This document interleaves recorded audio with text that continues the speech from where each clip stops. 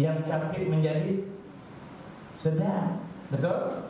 Kenapa ini namanya cinta? Nah, kita hubungkan kepada satu ibadah. Jangan heran orang-orang salih kalau ibadahnya 100 rakaat satu malam. Pernah kita mungkin mendengar sejarah Imam Ahmad bin Hanbal radhiyallahu anhu, terkenal dengan mazhab Hambali. Beliau ini sembahyang setiap malam tidak kurang 300 rakaat. Bagaimana beliau dapat mengerjakan sedemikian rupa banyaknya rakaat? Belum wali Allah yang terkenal dengan Rabi'ah Adawiyah, setiap malam beliau salat berapa? 1000 rakaat. Bagaimana mereka dapat melaksanakan demikian? Sebab ibadah Allah Ta'ala anugerahkan manisnya kepada orang-orang salih. Yang ketiga, ibadah memerlukan pengorbanan. Kalau cinta perlu pengorbanan, ibadah demikian juga. Apabila kita ingin mencapai ibadah yang sangat diharapkan, kebahagiaan dunia dan kebahagiaan akhirat, perlu kita berkorban. Kita ingin mengerjakan ibadah haji, kita ingin mengerjakan ibadah umrah, apa yang perlu kita korbankan? Pertama, waktu. Betul? Kita rela tinggalkan pekerjaan kita demi mengharapkan ibadah yang mulia itu. Kita rela mengorbankan harta yang cukup banyak demi ibadah ini, karena itulah namanya cinta. Demikian juga kalau kita mencintai kepada seseorang anak darah, kita rela mengorbankan apa saja, betul tak? Jangankan yang ada, yang tidak ada bisa kita korbankan. Sekarang berapa pengorbanannya? Saya mau tahu. Tidak kurang 10.000, betul? Tapi beratkah kita mengeluarkan ini? Berat atau tak berat? Tidak berat, sebab kita cinta kepada orang yang kita cintai. Demikian kalau kita cinta kepada ibadah haji, cinta kepada ibadah umrah, kita akan ringan jiwa kita untuk mengeluarkan uang begitu banyak demi ibadah yang sangat dimuliakan oleh Allah Subhanahu wa ta'ala.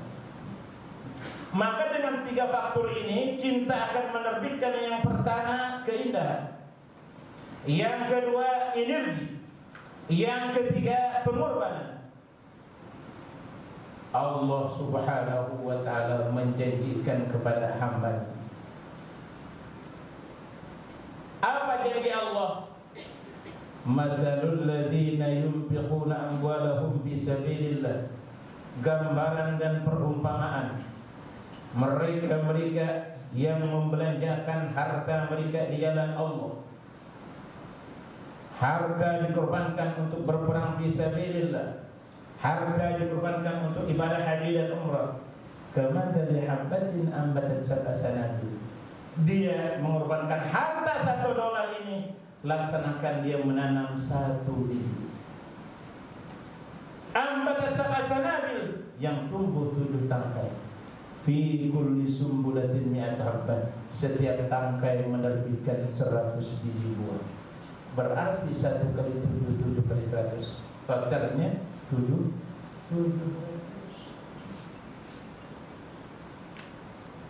Oleh karena itu, dalam kesempatan akhir ceramah saya ini, saya akan menambahkan lagi rahasia-rahasia ibadah haji dengan ibadah umrah ini, sebagaimana topik yang dikasih.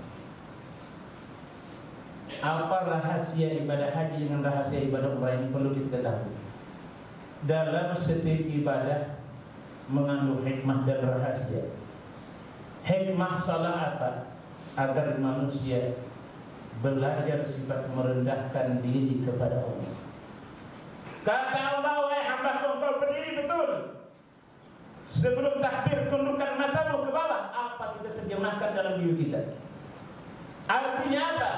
Wahai hamba-Ku, kalau engkau sudah menjadi orang jaya, orang yang berjaya, jangan lupa kepada orang yang di bawah. Kalau engkau sudah menjadi kaya, jangan lupa kepada orang yang miskin. Kalau engkau menjadi orang besar, jangan lupa kepada orang yang lebih rendah. Ini terjemah baru sembahyang berdiri betul, dengan mata ditunjukkan. Ada pun ibadah haji, apa hikmahnya? Apa rahasia? Hikmah yang pertama, Allah Subhanahu wa ta'ala ingin memuliakan hambanya agar derajat mereka dinaikkan oleh Allah seperti derajatnya para malaikat. Kita tahu malaikat adalah makhluk Allah Ta'ala yang dikatakan super clean, makhluk yang tanpa noda dan dosa. Sedangkan kita manusia adalah tempatnya dosa, betul? Tapi bagaimana agar derajat kita dinaikkan oleh Allah menjadi derajat orang yang sangat dimuliakan Allah di langit, yaitu para malaikat. Allah Ta'ala panggil datang ke Mekah, wahai hambaku tawaf di rumah suciku, apabila ingin engkau menjadi seperti malaikatku. Ini hikmah yang pertama. Makanya tawaf jadi sembarang boleh buat kita. Boleh di Singapura tawaf kan? Hanya Ustaz Salam tadi malam tawaf di Sobing di Mustafa Sidir. Nah, masa bisa mau balik sudah. Jadi tadi malam sudah tawaf, cuma tidak sempat 7 keliling, baru 1 keliling saya. Dengan Ustaz Arudi, dengan Ustaz Salman, belibet lagi 1. Para hadirin rahimahumullah. Jadi hikmah yang pertama, rahasia yang pertama, kita dijadikan oleh Allah menjadi tetamunya agar Allah menaikkan derajat manusia seperti derajat malaikat. Dengan macam mana? Dengan tawaf di Baitul, dengan mengelilingi rumah suci Allah. Ini hikmah yang pertama. Hikmah yang kedua, rahasia yang kedua, Allah Ta'ala ingin menjadikan kalian, Allah Ta'ala ingin menjadikan anda sekalian hamba abdan syakura, hamba yang penuh syukur. Manusia terkadang terlena dengan 2 nikmat yang sangat besar yang Allah Ta'ala anugerahkan kepada hambanya. Nikmat yang pertama adalah nikmat sehat. Sehat itu nikmat yang sangat besar, sehingga para pujangga telah mengatakan sehat merupakan mahkota, crown yang ada di atas kepala manusia. Tidak dapat orang yang melihatnya kecuali orang yang sedang sakit. Jadi sehat dilaksanakan crown yang ada di atas kepala kita, tapi kita tidak melihat. Yang dapat melihat siapa tadi? Orang yang sedang di hospital. Dan perlu kita ketahui, orang yang benar-benar kaya di dunia bukan Bill Gates. Nah, walaupun saya dengar Bill Gates ini orang yang nomor 1 terkaya di dunia, betul? Itu satu dari itu dengan Ustaz Salam, betul? Cuma Ustaz Salam lahir di Banjar, dia lahir di Amerika. Dan itu siapa? Adam, betul kan? Jadi jangan bilang bohong nanti Ustaz Salam ya. Oh, Ustaz Salam itu bohong tuh. Bila satu datu dengan Bill Gates, orang yang kaya, kata baginda Rasul, orang yang mempunyai 2 nikmat. Nikmat yang pertama adalah nikmat sehat, dan nikmat yang kedua, dia tidak mempunyai utang. Dia tidak mempunyai utang. Kalau kita kaya tapi badan kita terbaring di Changi Hospital,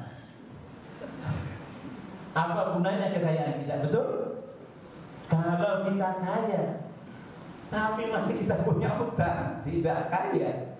Jadi saya berpikir sekarang saya orang kaya, lebih kaya daripada Bill Gates.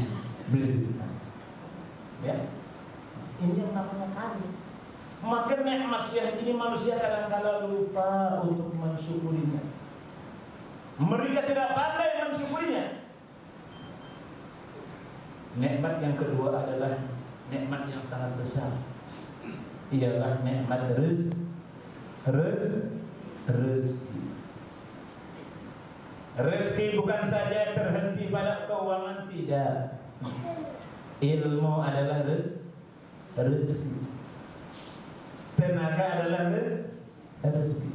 Segala sesuatu sumber yang dapat mencari rezeki dari Allah itu juga namanya rezeki. Kepandaian kita itu adalah rezeki. Manusia terlena lupa mensyukuri 2 nikmat ini. Pertama nikmat sehat, yang kedua nikmat rezeki.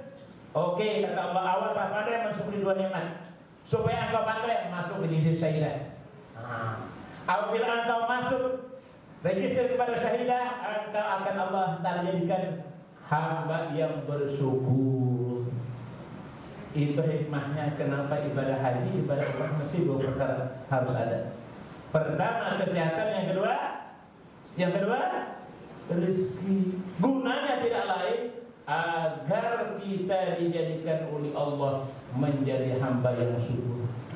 Jadi kalau kita tidak pandai mensyukuri dua nikmat ini, belajarlah dengan syahidah. Macam mana? Masukkan nama kita, register kita, berangkat ke Mekah Al-Mukarramah. Sudah Allah Ta'ala tulis menjadi abdan syakuran, hamba yang syukur. Hikmah yang ketiga, 37. Asal sudah benar. Kenapa Allah Subhanahu wa Ta'ala perintahkan kepada manusia untuk melaksanakan dua ibadah yang sangat mulia, yaitu ibadah haji dengan ibadah umrah? Tidak lain, Allah Subhanahu wa Ta'ala ingin mencuci jiwa-jiwa kita yang kotor dengan sebuah bisnis yang bernama Al-Ka'batul Musyarrafah. Kadang-kadang istighfar kita tidak mempan, ya. Kadang-kadang taubat kita tidak mempan atau tidak berguna. Fil ini tidak mempan, fil ini tidak berguna. Oke, kata Allah, awal besar dosa, tapi awal siap mengorbankan uang, siap menggunakan tenaga, saya siap mengampuni engkau. Engkau datanglah ke Baitullah. Ini dibuktikan dalam kitab sini. Nabi Adam alaihi salam. Kenal dengan Nabi Adam tak? Kenal tak kenal? Saya mau tanya dulu nih. Kenal tak kenal? Kenal tak kenal? Di mana kenalnya? Nah, tak boleh jawab. Nabi Adam alaihi salam beliau dikeluarkan oleh Allah di negeri yang penuh dengan kenikmatan, ialah syurga.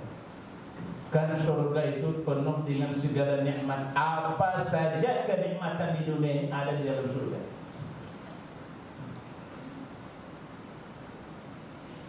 Apa saja kelezatan di dunia ini sudah ada di dalam surga. Kesimpulannya, seluruh nikmat yang kita rasakan ini hanya 1% dibandingkan nikmat surga. Saya tidak panjang lebar kena masuk. Nabi Adam alaihissalam beliau membuat kesilapan, memakan buah terlarang. Buah apa namanya? Anggur merah. Buah pun Allah Ta'ala keluarkan dari surga. Kata Adam, ya Allah, saya minta ampun, saya minta maaf, saya benar-benar merasa bersalah karena tidak patuh dengan larangan engkau. Oke, kata Allah. Kalau begitu engkau maha pengampun, benar kata Allah, saya maha pengampun. Maka ya Allah, ampunilah segala dosa-dosaku, maafkanlah segala kesilapanku. Tidak, kata Allah, sementara engkau belum tahu di rumah suciku, keampunanmu tidak akan kuberikan. Inilah poin yang ketiga. Adam dengan jalan kaki mulai daripada India, karena SDU masa itu belum dibuat pabriknya. Apalagi saya, yang ada cuma lain air. Coba pakai lain.